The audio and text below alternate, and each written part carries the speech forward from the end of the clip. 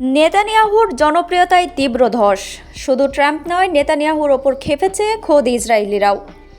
ইসরায়েলের রাজনীতিতে বেনিয়ামিন নেতানিয়াহুর জনপ্রিয়তায় বড় ধরনের ধস নেমেছে। দেশের সংখ্যাগরিষ্ঠ নাগরিক চাইছেন দীর্ঘদিনের এই প্রধানমন্ত্রী অবিলম্বে রাজনীতি থেকে বিদায় নিক। সম্প্রতি দেশটির শীর্ষ সংবাদ মাধ্যম চ্যানেল 20 এর এক জরিপে এমন চাঞ্চল্যকর তথ্য উঠে এসেছে।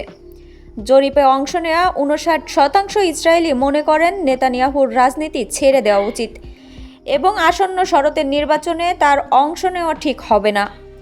জরিপে মাত্র 33% মানুষ লিকুড পার্টির এই নেতার পুনরায় নির্বাচনে লড়ার পক্ষে মত দিয়েছেন।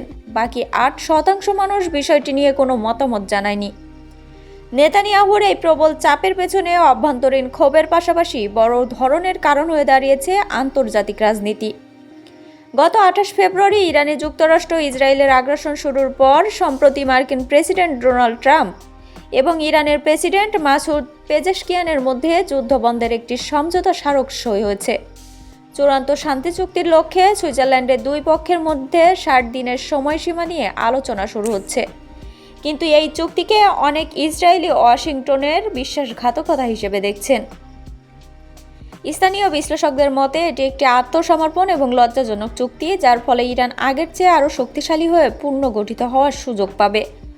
দুর্নীতির মামলায় বিচারের মুখোমুখি থাকা 76 বছর বয়সী নেতানিয়াহুর ওপর তার নিজস্ব সমর্থকদের আস্থা মূলত তলানিতে ঠেকেছে। 2023 সালের অক্টোবরে হামাসের আকস্মিক হামলার পর থেকে ওই হামলায় 1200 জন নিহত, 250 জন আহত হওয়ার পর থেকে ইসরায়েলের নিজেদের নিরাপত্তা নিয়ে সন্দিহান হয়ে পড়ে। এরপর গাজায় ইসরায়েলি বাহিনীর নৃশংস রক্তক্ষয়ী অভিযানে 73,000-এরও বেশি ফিলিস্তিনি নিহত হওয়ার ঘটনায় বিশ্বজুড়ে ইসরায়েল একঘরে হয়ে পড়েছে। এমনকি গাজায় যুদ্ধাপরাধের সুনির্দিষ্ট অভিযোগে আন্তর্জাতিক অপরাধ আদালত ICC নেতানিয়াহুর বিরুদ্ধে গ্রেপ্তারি পরোয়ানাও জারি করেছে। এদিকে যুক্তরাষ্ট্র ইরান সমঝোতার অন্যতম শর্ত ছিল লেবানন সহ সব ফ্রন্টে অবিলম্বে যুদ্ধ বন্ধ করা। শুরুতে ইসরায়েল আপত্তি জানালেও গত শুক্রবার লেবাননের সশস্ত্র গোষ্ঠী হিজবুল্লাহর সঙ্গে তারা যুদ্ধবিরতির ঘোষণা দেয়। তবে যুদ্ধবিরতির ঘোষণার পরও লেবাননে ইসরায়েলি বাহিনীর নৃশংসতা পুরোপুরি থামেনি।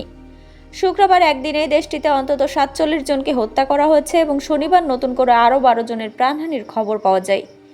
লেবাননের ওপর চাপিয়ে দেওয়া এই চুক্তি হিজবুল্লাহর বিরুদ্ধে ইসরায়েলের সামরিক সক্ষমতাকে সীমিত করে দেবে বলে মনে করছেন সামরিক বিশেষজ্ঞরা। দেশটির উত্তরাঞ্চলের জন্য বড় হুমকি। ইসরায়েলের ইতিহাসে সবচেয়ে দীর্ঘ সময় ক্ষমতায় থাকা সরকার প্রধান বেনিয়ামিন নেতানিয়াহু 1996 সালে প্রধানমন্ত্রী হওয়া এই রাজনৈতিক পরবর্তী 2009 থেকে 2021 সাল পর্যন্ত সাময়িক বিষয়ের পর 2022 সাল থেকে টানা দায়িত্ব পালন করে আসছেন তিনি। বর্তমান পরিস্থিতিতে তিনি ভোটারদের বোঝানোর আপ্রাণ চেষ্টা করছেন যে কেবল তিনি ইসরায়েলকেই নিরাপদ রাখতে পারেন। তবে আগামী অক্টোবরে অনুষ্ঠিত হতে যাওয়া জাতীয় নির্বাচন দেশটির জন্য একটি বড় টার্নিং পয়েন্ট হতে যাচ্ছে বলেও মন্তব্য করেছেন বিরোধী দলের জ্যেষ্ঠ কর্মকর্তারা। দেশ বিদেশে ক্রমবর্ধমান ক্ষোভ এবং আন্তর্জাতিক রাজনৈতিক সমীকরণের চাপে নেতানিয়াহুর রাজনীতি ভবিষ্যৎ এখন গভীর অনিশ্চয়তার মুখে।